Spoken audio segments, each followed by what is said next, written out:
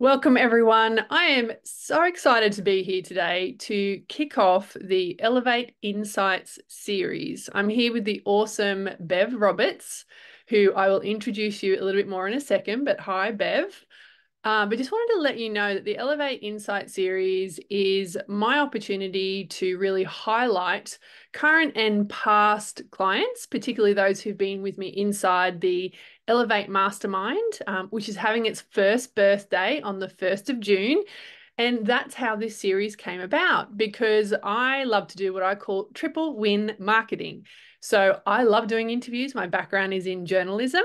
And so I wanted to highlight and get a chance to talk to and have great conversations with some of my clients.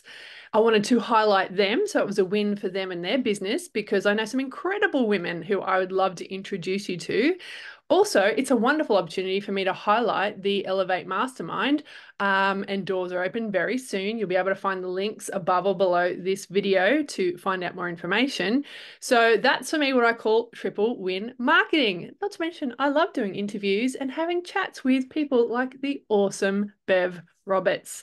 So Bev is a business mentor and list growth specialist. She has been a member inside Elevate. And today I wanted to get her on here, particularly as the my very first interviewee in the Elevate Insights series, to give you some really awesome insights into her own business journey and some really important things that she has to say about list growth. Hashtag ask me how I know, because Bev's always been a bit of an inspiration for me when it comes to list growth because it's something I ignored in my business for way too long, but we'll get into that in a second. So first of all, welcome, Bev. So wonderful to have you here. Thank you for being my first interviewee. Oh, I love the opportunity to share anything about business. So I'd love to be here. Thanks. Amazing. So first of all, Bev, please tell us a little bit about who you are and what you do. Mm. So I have a master's degree in business strategy and transformation. That's sort of my teeth in the corporate world. And I was an executive, the only one at the boardroom table, unfortunately. And I then ran a seven-figure consulting business. And I transitioned, and I'll probably fill in a gap later, into doing holistic business. So whole of business, whole of self, sort of soul aligned business for coaches, consultants, and online business owners. And I specialize in consent driven marketing and list growth because it is the heart of your business. It actually is where your business growth can come from. And in my journey, I've also been a best-selling author of a book called Hope in a Dark Tunnel. It Mm. was my journey navigating chronic illness. And a little bit personal about me is I call myself grandma to four beautiful, robust, curious kids, grandkids. So they are the light of my life. And what I do stay humble doing is playing golf. Honestly, I love the photos that I see. You have a lot of fun both with your grandkids as well as the ladies I know you go golfing with. I love seeing your photos of, what you get up to outside of work. So, yes, can definitely attest to the fun you have there. So, consent-driven marketing and list growth specialist, right? And what I love to start off with an immediate takeaway for our listeners. So, can you tell us, Bev, what's something you really wish people knew about your area of specialism? That your list are your hottest leads. They are people who have made a choice by giving you their email address and they know you know that they're interested in your work already. They are the people. So the conversion rate from your custom list, if it's well nurtured, is Hmm. way higher than any other form. Yes. And I'll put a caveat in there, guys. Sorry, not a caveat, a confirmation. The nurture part is really important. Exactly. So you do have to nurture. Mm. Yes. And what makes you so passionate about list growth and consent-driven marketing? So for me, I have in the corporate world, marketing is the backbone of any organization, right? So how you appear to the outside world, how you appear inside to your internal stakeholders and those kind of things. And the same is true of us as business owners in the online world as well.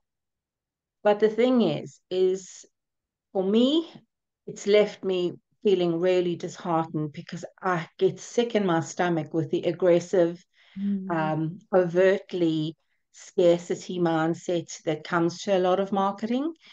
And I get emails almost every day, not only just directly to my mailbox, but I get messages to my Facebook Messenger of people who know nothing about me. They're not even interested in who I am or what I do. And they just come in with the sell, sell, sell, sell, sell. And it's just, I just cannot stomach it.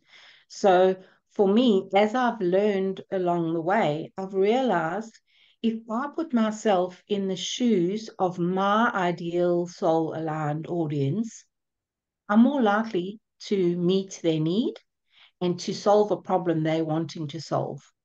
So, about consent is if somebody didn't invite you into their email box, no matter what coach is telling you what to do, don't do it. It'll go against your own intuition because it feels really yucky, Mm. when somebody comes uninvited. It's like being an intruder in somebody's house.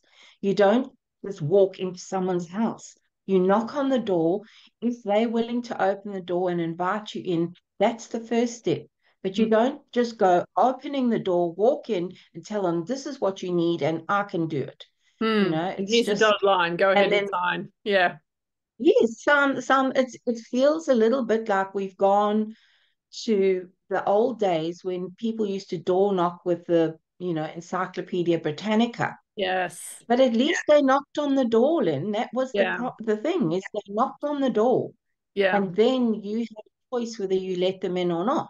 Mm. But nowadays people are just and where they get your email address from is because you may sign up in one place and then that So buy list a gets list. sold, right? Exactly. And Yeah. so for us with as entrepreneurs, we've got to guard our lists and honor those people who shared their email with us, Absolutely. and put in controls that ensure that our stuff doesn't get shared, that it comes even to the provider that you choose. So the Mm. provider needs to have a good track record. So Mm. your consent driven marketing is very broad. It's not just your little community that you're building, that you're nurturing, because when you invite someone into that space, they need to feel that they have choice. They need to feel that they get value, and they need to feel that they're important to you. Mm. I mean, it's the difference between transactional versus relational marketing, right? We're here to build relationships. And certainly in my business, that has been the way I have always grown is through spending time with people, connecting with them, finding out what it is that they need, like actually just building like relationships and friendships and going, hey, Bev, how's it going? Right? I haven't heard from you in a while. What's happening in your business? Right. And particularly for people, heart-centered entrepreneurs like ourselves, that is really critical in my experience because we don't feel good doing it the other way. Yet we've been taught all of those tactics. I mean, I certainly was. I've had to unlearn them and go, oh, something about this doesn't feel right. What's going on here? Mhm. And then develop more into the consent-driven marketing, which I'm a real supporter of and advocate for as well now. But I had to unlearn. Like, I'll be honest, I had to unlearn the other ways. And I've, been taught, DM marketing, and I've, been taught like fear-based like copywriting. Like when I first started out, that was probably honestly what I was using because that's what I was taught. And I didn't realize there was another way until I was like, oh, something about this doesn't feel right. Like this doesn't feel an integrity or alignment to me. And so, I've had to unlearn that, as I said, and relearn ways where it's actually about compassion and consent and helping my client feel seen, heard, and understood to build a relationship for when they are ready, to take up my services if they're a fit for them. So yeah, this is a whole conversation. Yeah, I should have you on again, Bev, and we should definitely talk more about this one. Because actually, what I want to also make sure people hear about is a little bit more about your own journey, and discover some of the things that have supported you to arrive where you are. Now, I talk about arrival because no matter where your sights are in terms of where you want to go with your business or where you want to arrive to, whether that's, income or audience size or, the offers you want to have into the world, like wherever you want to be going, we've always arrived somewhere, right? Because we've come a long way from when we started our businesses. So that's one of the reasons I like to talk about arrival, because you are somewhere where somebody else would love to be.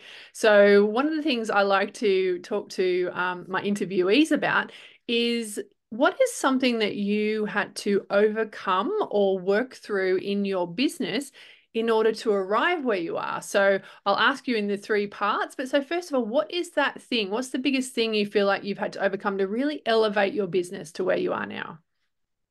Mm. So for me, in the corporate world, I was an executive and then I was a business and leadership consultant to multinational corporations. And I was known for transforming organizations and their teams towards high performance, inclusivity, and, profitability. That's I was known in the market. People knew me. And I often did not apply for roles or I didn't apply for new projects when I was consulting. I would actually, my sort of work was my business calling card, and people knew by all the outcomes that I'd achieved for organizations that I worked in or with, Mm. that kind of thing. And um, I realized that connection for me was the biggest thing. So I used to network in person, a lot. I was at a lot of events, a lot of things. And I was never that person who'd thrust their business card in front of somebody. I would not give business cards unless somebody asked for them. Mm. And the other thing I would do in that networking, sort of in the real world, is get to know someone, is ask, like you say, ask the questions, find out what it is, what do they love about what they do? What's getting in the way Mm. of that? So Mm. when I came into the online space, one of the biggest gaps I had was that I lacked a network. But the Mm. other thing was translating my knowledge and experience of in-person marketing to the online space. Mm. Yeah, and that's a big thing actually. So we talked a bit about this before we got on, and essentially you would be headhunted, right, in the consulting world because your reputation went before you. Everybody knew what you did, the results that you could deliver, and they also knew all of the happy customers that you'd had along the way, right? So you didn't have to tout yourself or whatever, because people already know, oh, that's Bev Roberts, she does transformational change in organizations, right? And they're like, oh yeah, oh, you want to change things up in your, oh, Bev Roberts is the lady, right? So that's the thing, isn't it? That's like being really known for your expertise. And as you say, though, when we start an online business, we got none of that, right? They've got none of that. We have to build it. And it's such an interesting conversation to be having, because it's also the thing that we often talk about in the online business: how to stand out, how to be known for your expertise, how to be really respected and revered for the experience that you have and the results that you can deliver, right? So great conversation to be kicking off the series with, Bev. So what were some of the things that you did, right? Because I know everybody's going to be relating to this, particularly if there's still like higher levels of success that they want to be reaching. So what were some of the things that you did to bring this into your online business? So I did take a number of courses, Mm-hmm. and that's where I told you, sort of shared that I felt really disheartened by what was going on, and I knew there needed to be a different way. So whilst I needed to acquire a skill, around, how do, well, I did this in person. Well, how do I find the way to do it online? And what I realized is some of the things don't actually align to who I am. Mm. So for me, for example, I did the social media, but it just felt so inauthentic for me in a lot of ways. Mm, You know, felt forced in a lot of times. So that was, I had to find my groove with social media, being mm, true to myself, giving value to those who are seeking, my support, and trying to establish my credibility in the online space. But I think where, meeting people through conferences, through online virtual summits, those kind of things, that is where I feel, because I'm a conversationalist. I love finding out about people, what makes them tick, what is the thing that lights their fire, and that mm, sort of thing. So those are the only ways that I've found to sort of translate what I did in the world. So I mean, anytime you get an opportunity to look, if you've got opportunities for in person in your area, take mm, them. I tried things where they have chapters in all places throughout Australia, and there were plumbers and other people that were in that group. So it could have been just that.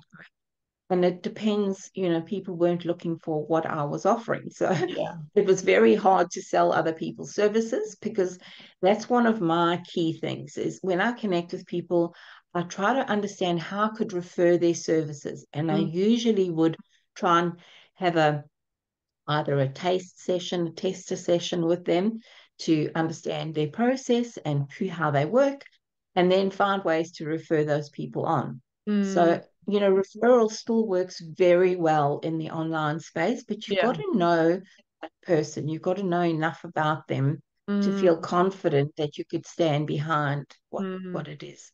And you do meet people on courses, right? You also meet yes. people on courses that you do. And Yeah. that's where I've found, even on the shittiest, most aggressive marketing courses, that, I mean, let me tell you, they're big name people. So I won't mention them.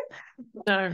I've actually found like-minded people there as well. So that's the Well, way that I went about overcoming those things. yeah, and it comes back to what we started talking about. It's the relational marketing, right? Getting to, finding your like-minded people, like getting to know them, being willing to, refer or promote each other. Like obviously if it's a fit and if you, as you say, if you've had an experience of somebody's work, whether that's through a taster session or whatever that might be, and particularly for women in business, we put a lot of stock in referral, like recommendation from other people. I don't know about you, but when I was looking for a graphic designer, I went into the group that we're both in and I said, who knows a good graphic designer? And I ended up hiring one of those people. That's the awesome Julie Gibbons, who's also on the interview series, because of the recommendations. And then I went and did my own research as well, of course, to feel confident and to check with my intuition that she was a good fit. And I think that's the thing. But the thing about this for me, Bev, and I'd love to hear what you think about this, is that that takes time. Right. And we are so taught in the online world that everything should be fast, fast, like put a sales page up there, send a couple of emails, like you'll have a rush of clients. I've never had that experience. It's always been about people that I have built that know, like, and trust factor with. So I have learnt to be patient. I have learnt to go, this takes time. But the reason I got okay with that was because this actually feels really good to me. I love doing marketing and building relationships and making connections, because I can't tell you how many people have been my clients who are now my friends, including yourself, right? And like that is just joyful for me. I'm like, oh my God, like Bev's an amazing human being. And not only have we done work together, also like I can call Bev my friend, right? So for Yeah. me, this is a really important point. I'd love to hear what your thoughts are around that. This it's a slower burn to do it this way, but it's actually more fulfilling, more in integrity, and I believe is better in the long run. So what are your thoughts on that? Yeah, and for anyone who's sort of at that startup stage of business, you've got to balance marketing with income. That's the bottom Mm, line, yeah, is you cannot spend a year getting people to know who you are without earning an income. yeah. So you've got to find that balance between income generating activities and the marketing stuff.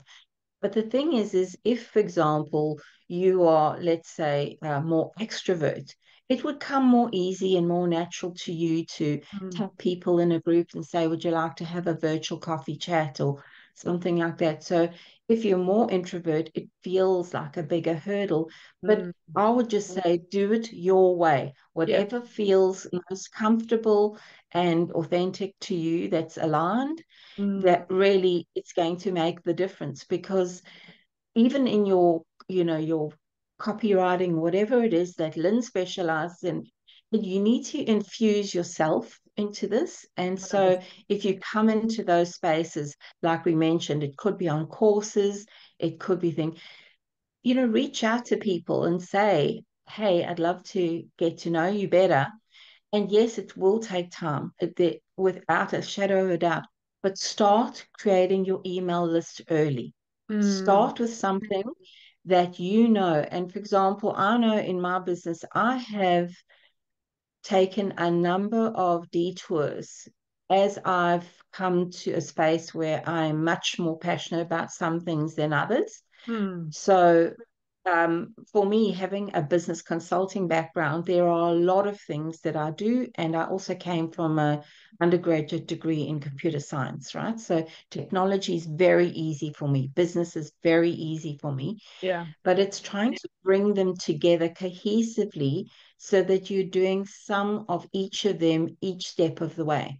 Mm, So I'd say right early on, if you can get clear on who you serve, how you do that, and what change you bring about for those people, and make one offer. Start with one offer that you do, absolutely. but what you need something before the offer, and that is an opt-in to Mm, get people on your list so that you can make that offer. mm, Because making the offer in a Facebook business page, it's cold traffic a lot of the time when you're starting up mm, that you might get or might not get. If you belong to groups, that could accelerate people getting to know, like, and trust you.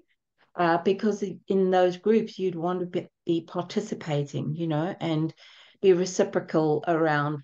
If somebody makes a comment about yours, go and find their post and make a comment about theirs. I think reciprocity is one of the best tools for business, yeah. hands down. Mm, You can have all the other things shining, awesome website. And one of the things I do with new starts in business is I don't build a website with them because you don't often know exactly what you want to settle on. no. So And it's it's a better distraction. Like at the beginning, like a website exactly. is totally a distraction. It's like get on those one-to-one calls, make your offers, refine your offer Yeah, until like people are like, oh yeah, yeah, like totally know what I'm going to get out of that. Let's do it. Yeah. Actually, it's yes. one of the reasons actually inside Elevate now we're talking about one-to-one connection strategies with the goal to bring in one-to-one clients because no matter where you are in business, if you want a speedy cash injection, one-to-one is the fastest way to get there, right? So we need to actually have that brilliant skill of making an offer. And for me, I work with a lot of coaches and consultants. So it's like get people on a call or in a conversation, if that's over email or DM, and then learn how to share your offer in a way that's actually going to focused on the results they're going to get, so they're like, oh, and packaged in a way that they can see the value they're going to receive, through investing and working with you. So such a huge, skill, being able to do that. So great that you've brought that up, Bev.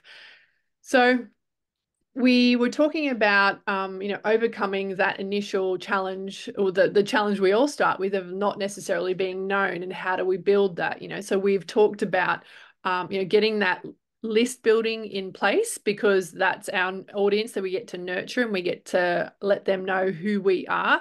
You talked about leaning into your what I call natural marketing styles. So for you it's networking and finding places to do that. And for me, it's very similar, like having conversations, getting to know people, and of course, writing for me, so I'm a writer. So I used to, and still do write a lot of blogs and newsletters as part of, my marketing. So the thing though that around that, so we've talked about like what you were, the challenge, what you've done to overcome it. So where have you arrived now, Bev? Like that's also where I love to share with people. Like you've overcome this, and I mean it doesn't mean we can't do more, but where have you arrived now? Mm. So for me, I created my own business evolution framework to take any idea, any business idea, and turn it into a profitable and aligned income stream. And Mm. so what I do is I've basically narrowed down my focus. And I think that I would say is a tip I could give for years to come is yes, you can do a lot of things, but what you need is to be known for something, right? So, like I was known in the business world for transformation, I'm known for taking complex problems and solving them, whether Yeah. that's marketing or technology, the underpinning technology, those kind of things. So, for me, it was, coming to that place where I've now settled in this space of list growth, Yeah. using consensus and marketing. Mm. And I have a membership where I teach those beautiful heart-centered business owners to grow and build their list so that they can move their own audience towards the goals that they're wanting to achieve. Mm. So it's um I think once you've kind of found your space in the online world, Mm. and it's quite interesting for me because a lot of people tap me about technology.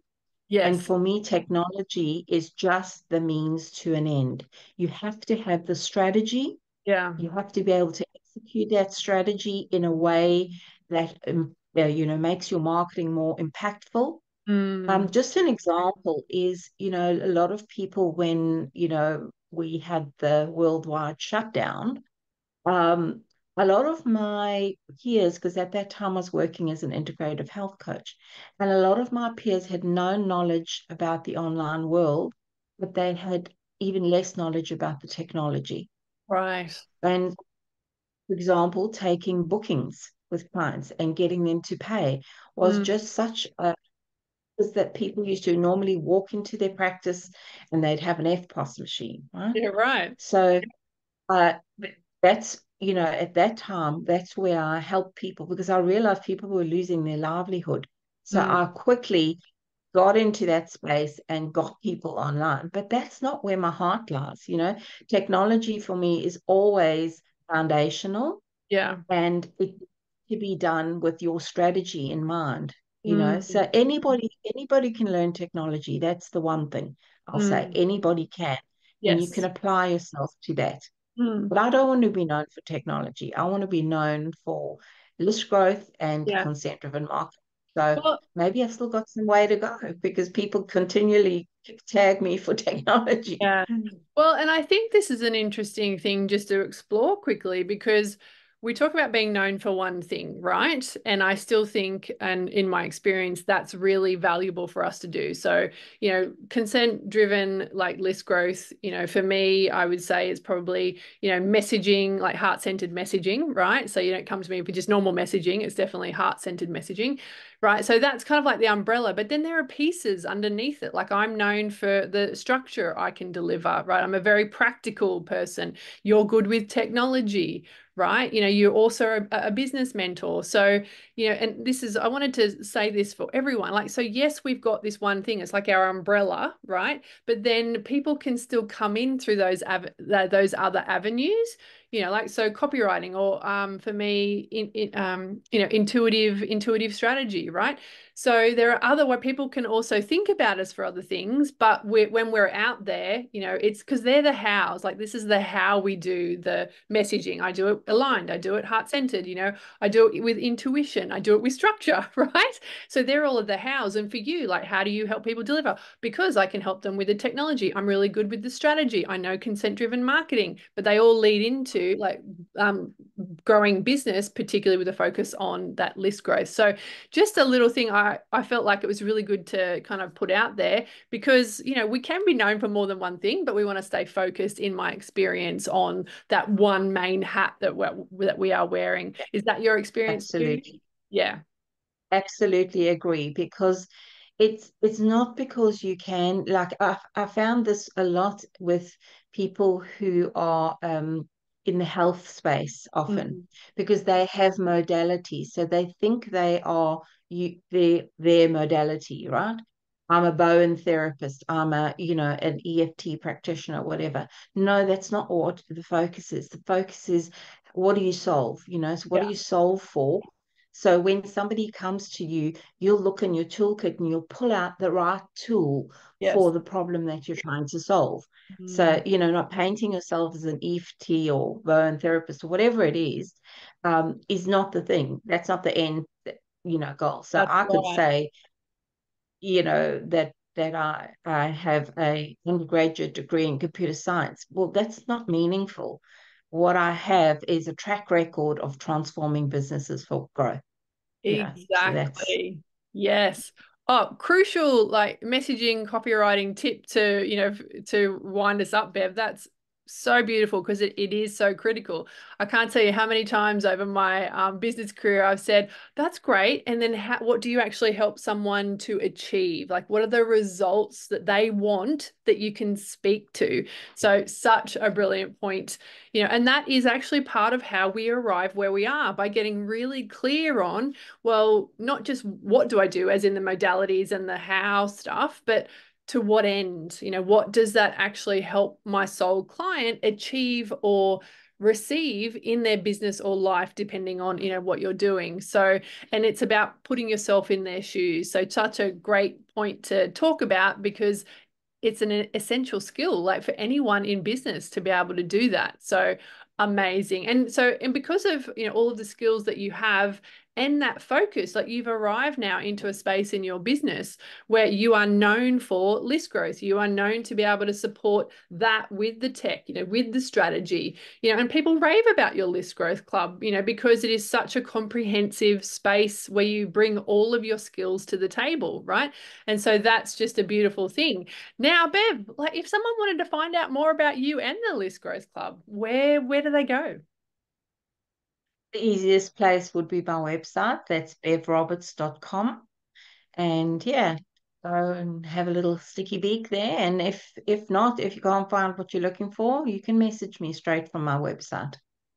Brilliant. And I'll put Bev's website link either above or below the video. I never know whether it comes at the top or the bottom. So I think it's above, probably. And one of the reasons I got Bev on today was because she was one of the founding members of Elevate. It was a delight to have Bev in there. And so, Bev, are there any words that you would share with someone if they were interested in Elevate? What would you have to say for them? Mm. I'd say if, like me, you're getting in your own way of writing copy, and you putting sort of things in place that are not actually translating, then get into Elevate. It's really a beautiful community of women led by the awesome copy queen, Lynn. And, for me, I think if you want to shift your mindset, have a, holistic approach that's more intuitive and aligned to who you really are, Elevate's the place to be. Ah, thank you, Bev. Yes, that last one is very dear to my heart, is building the business and showing up in the world as more of who you came here to be. That is really, I think, what I'm here in the world to support with, through the vehicles of copy, messaging, and content. So thank you, my beautiful friend. I really appreciate your time today. Thank you so much for the wisdom you have shared. We've got some really good nuggets in this kickoff video for people at all stages of business. So thank you so much for sharing your beautiful experience with us, Bev. I'm very grateful. Thank you for the opportunity. It's just always lovely to talk to you. Likewise. And I'd love to hear, for those who are listening, what did you take away from today? Like, so out of all of the things that Bev and I have talked about, what's the thing that has landed the most for you? I'd love to hear in the comments. So thank you very much for watching or listening. This is the first in the Elevate Insight series. We've got about another 5, I think, coming up. So watch this space, follow my page if you don't want to miss them, and get all of the insights from some of the most gorgeous women in the online space that I have met. So thanks, everyone. Have a beautiful day, and we'll see you again soon. Bye for now.